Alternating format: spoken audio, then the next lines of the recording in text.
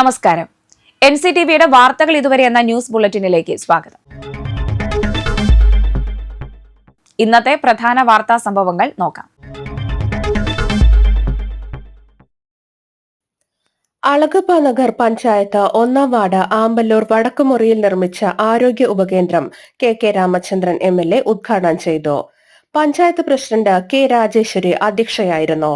Panchayat vice president Bhagyavathi Chandran, സ്ഥിരസമിതി അധ്യക്ഷരായ പ്രിൻസി ഡേവിസ്, ജിജോ ജോൺ, അംഗങ്ങളായ PK Sekharan, Prince Francis, PS Preeju, KA Shailaja, Sajna Shibu, Aswathi Praveen, secretary PB Subhash, medical officer S Umesh എന്നിവർ പ്രസംഗിച്ചു.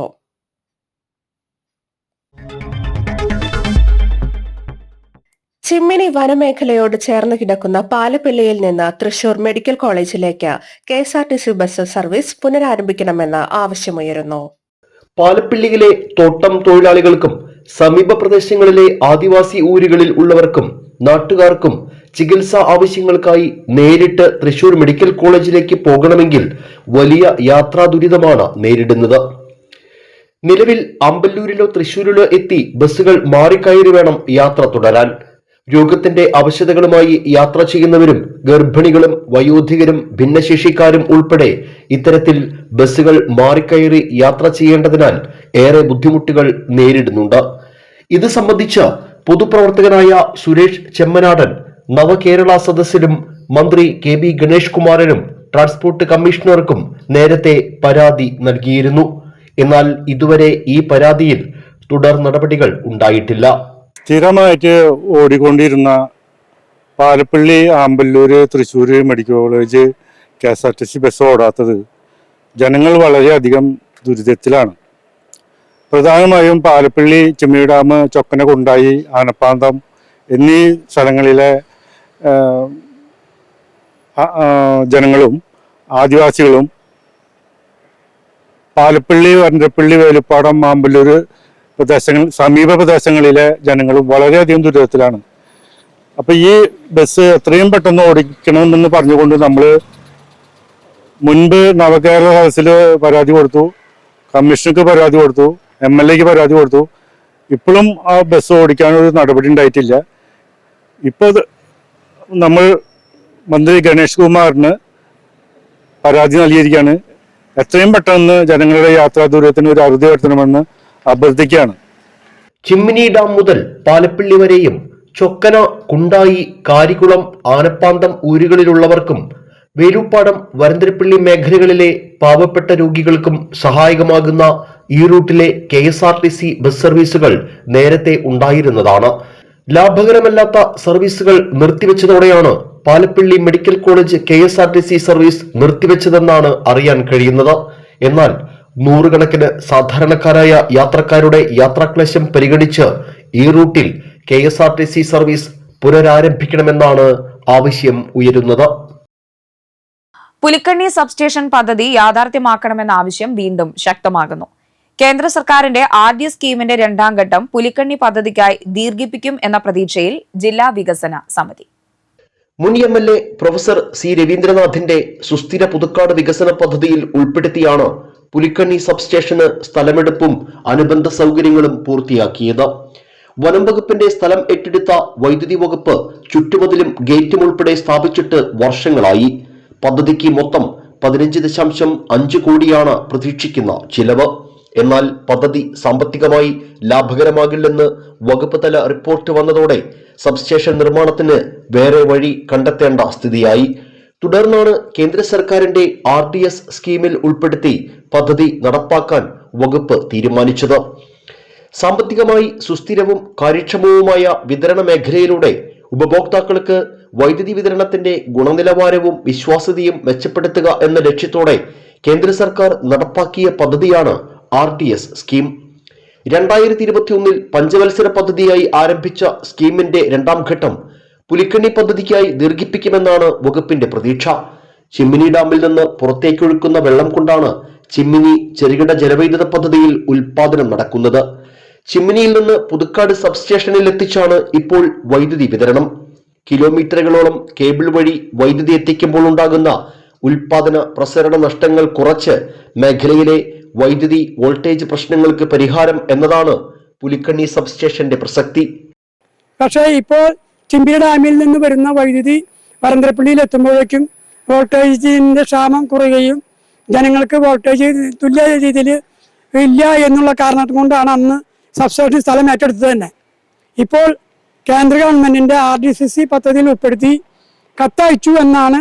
കത്ത് അയച്ചിട്ട് കൊല്ലങ്ങളായി, 3-4 വർഷമായിട്ടുണ്ട്. ഇതുവരെയും അതിന് ഒരു നടപടിയുമില്ല. ചുറ്റുമതിൽ കെട്ടി കാട് നിറഞ്ഞ് കിടക്കുകയാണ്.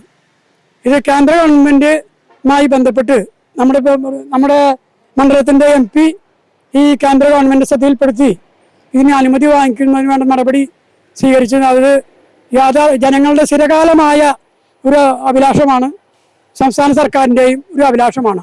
RDS സ്കീമിന്റെ 2ാം ഘട്ടം പുലിക്കണ്ണി സബ്സ്റ്റേഷനും ഗുണകരമാകുമെന്ന പ്രതീക്ഷയിലാണ് വൈദ്യുതി വകുപ്പും നാട്ടുകാരും.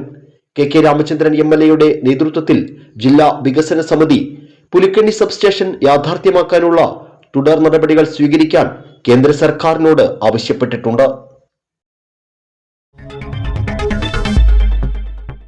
മുഖ്യമന്ത്രിയുടെ ഗ്രാമീണ റോഡ് നവീകരണ പദ്ധതിയിൽ ഉൾപ്പെടുത്തി 30 ലക്ഷം രൂപ ചെലവഴിച്ച് നവീകരിക്കുന്ന പറപ്പൂക്കര പഞ്ചായത്തിലെ നെല്ലായി വയലൂർ റോഡിന്റെ നിർമ്മാണോദ്ഘാടനം KK രാമചന്ദ്രൻ MLA നിർവഹിച്ചു.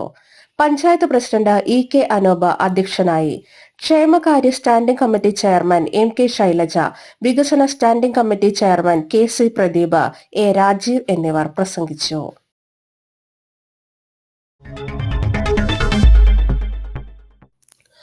ആയുർവേദം മനുഷ്യനും പ്രകൃതിക്കും എന്ന സന്ദേശവുമായി ഇരിങ്ങാലക്കുടയിൽ ആയുർവേദ ദിന റാലി സംഘടിപ്പിച്ചു.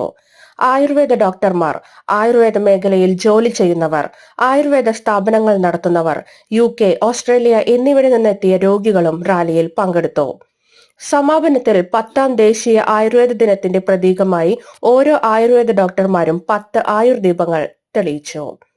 കപീഷ്, മായാവി എന്നീ കഥാപാത്രങ്ങളെ ചിത്രകഥയിലൂടെ സൃഷ്ടിച്ച് പ്രസിദ്ധി നേടിയ പ്രശസ്ത ചിത്രകാരൻ മോഹൻദാസ് ആദ്യ ആയുർദീപം തെളിയിച്ചു. കൂടൽമാണിക്യൻ ദേവസ്വം ഭരണസമിതി അംഗം KG അജയകുമാർ പ്രസംഗിച്ചു. സമാപന സമ്മേളനത്തിൽ പങ്കെടുത്ത പൊതുജനങ്ങൾക്ക് അപരാജിത ധൂപചൂർണം വിതരണം ചെയ്തു. ബൈക്കിൽ രാജ്യം ചുറ്റിയ അളഗപ്പ നഗർ കീനൂർ സ്വദേശിനി പവനയെ KK രാമചന്ദ്രൻ MLA വീട്ടിലെത്തി അനുമോദിച്ചു. 8ാം വാർഡിലെ കീനൂർ വൈദ്യക്കാരൻ സുനിലിന്റെയും സുമയുടെയും 2ാമത്തെ മകളാണ് 25-കാരിയായ പവന സുനിൽ. 2025 ജൂലൈ 31 ബൈക്കിൽ ഒറ്റയ്ക്ക് ആരംഭിച്ച ഇന്ത്യ സന്ദർശനം 20 വിവിധ സംസ്ഥാനങ്ങളിൽ കൂടി 8500 കിലോമീറ്ററോളം പിന്നിട്ട് 53 ദിനം കൊണ്ടാണ് തിരിച്ചെത്തിയത്. നിരവധി കുട്ടികൾക്ക് കരാട്ടെ പരിശീലനം കൂടി നൽകുന്നുണ്ട് പവന. KK രാമചന്ദ്രൻ MLA കീനൂരിലുള്ള പവനയുടെ വീട്ടിലെത്തി അനുമോദിച്ചു. പഞ്ചായത്ത് അംഗം ജിഷ്മ രഞ്ജിത്ത, സഹകരണ ബാങ്ക് മുൻ പ്രസിഡന്റ് VK സുബ്രഹ്മണ്യൻ, മുൻ പഞ്ചായത്ത് അംഗങ്ങളായ PK Vinoda, PK Francis, Kavallur Kavitha arts and sports club president Raju Kizhakkudan എന്നിവരും ചടങ്ങിൽ സന്നിഹിതരായി. ഇനി കാലാവസ്ഥ.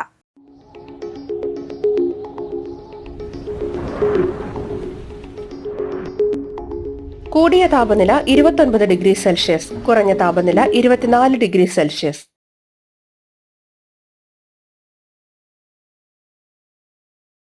ചാലക്കുടി കൃഷ്ണ ജ്വല്ലറിയിൽ ഇന്നത്തെ സ്വർണ്ണവില. സ്വർണം ആഡംബരവുമാണ് സമ്പാദ്യവുമാണ്. സ്വർണം കയ്യിലുണ്ടേ അതൊരു ധൈര്യവുമാണ്. Krishna jewellery golden diamonds, Chalakudy. ഹൃദയങ്ങൾ കീഴടക്കിയ വിശ്വാസം.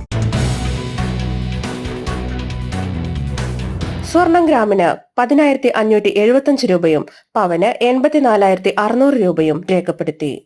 ഇതോടെ വാർത്തകൾ ഇതുവരെ എന്ന ന്യൂസ് ബുള്ളറ്റിൻ സമാപിക്കുന്നു. നന്ദി, നമസ്കാരം.